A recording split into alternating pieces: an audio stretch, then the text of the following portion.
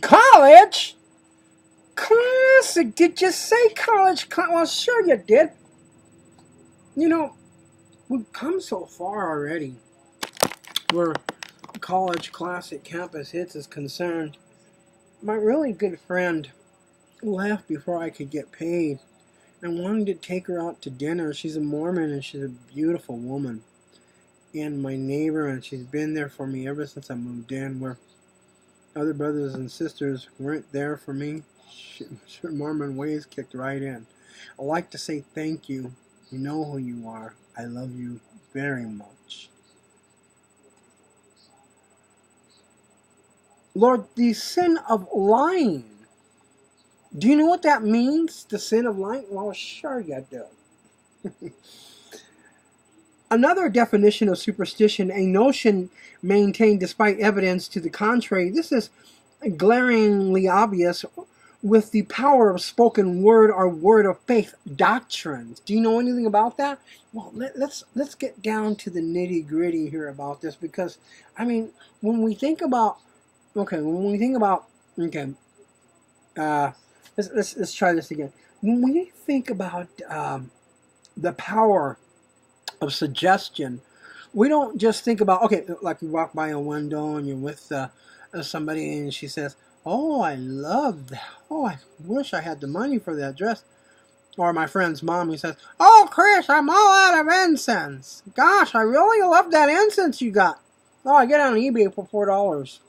All that for $4? Well, I wish I had $4.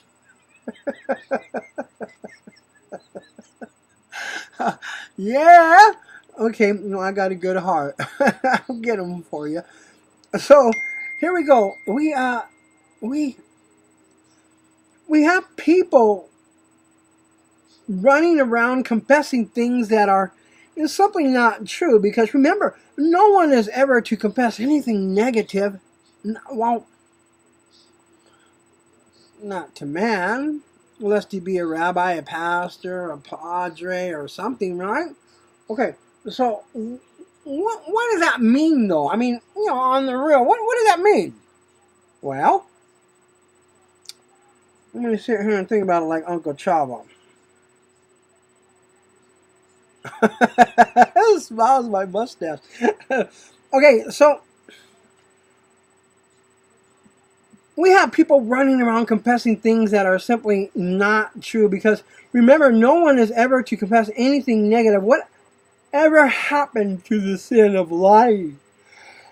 Sorry, I just got off work. I'm completely tired. The sin of lying? What are you talking about? The sin of lying. How about the lying sin? The sin of lying. No, listen. So the sin of lying, right now, this isn't made up. If the word of faith doctrine was truly of God, it would not be causing people to sin. I heard Pastor Rob Parsley say that once. He goes, well, of course I had to beat cancer. He goes, God don't got no cancer. There's no cancer. If you're walking with Christ, there's no cancer. There's no diabetes. There's no illness. There's nothing. Where's he going to get it? It's not in heaven. That's part of sin. It comes from the devil. It's called famine and plague. A lot of people don't know that, but that's what it is. If you truly walk in God, you can be completely healed if you completely believe. You believe that?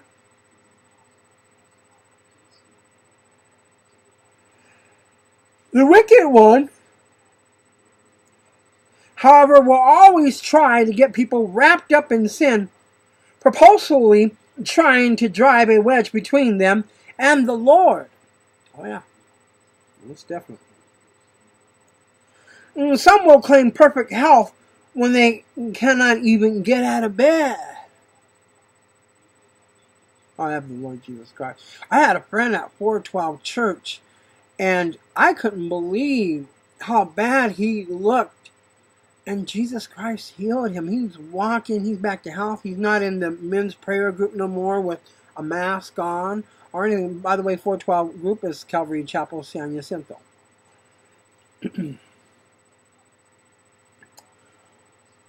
Some will claim perfect health when they can't even get out of bed because their superstitions.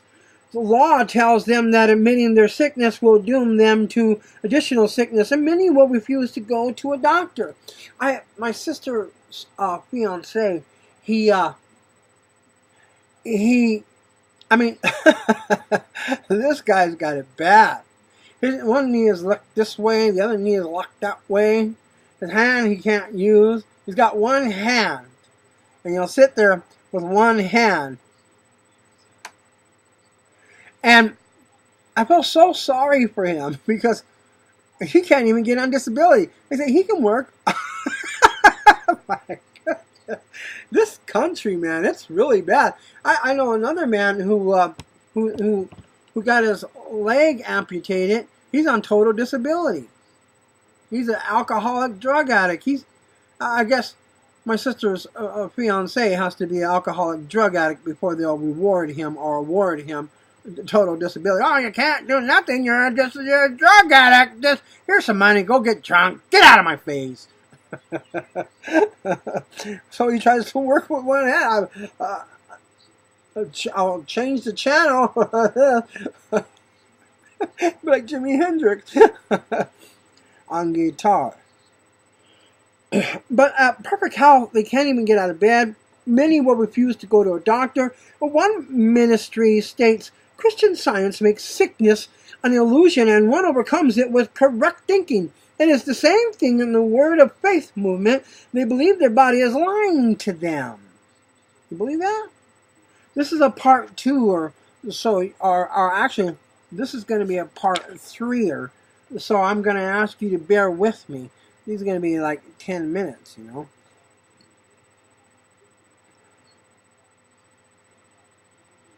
It is the same thing in the Word of Faith movement. They believe their body is lying to them. They just believe the symptoms and stand on continual positive confession of the Word to relieve themselves. That's like me. I can't take a Dacitron. I can't take metformin. I can't take pain pills. I can't take anything. Holy Spirit says, no, TC. You're not going to do it. Nope. Another huge evidence to the contrary regarding the validity of these ancient occult spiritual laws is that in the lives of most practitioners, it just hasn't worked. But you know what else is that when we open up the Revelation 6, you see that the devil is killing the wicked one. He is killing with famine, plague, sword, beast of the field, anything he can actually get his hands on. He's treating us in the latter days, the candlesticks. He's treating us like Job. Yes, just like Job. And we have to trust God all the way through. And do you see the millions of people now learning the techniques of the secret of the law of attraction, all becoming millionaires? Do you see entire congregations in the Word of Faith churches becoming millionaires? No, you never will. What? You never will.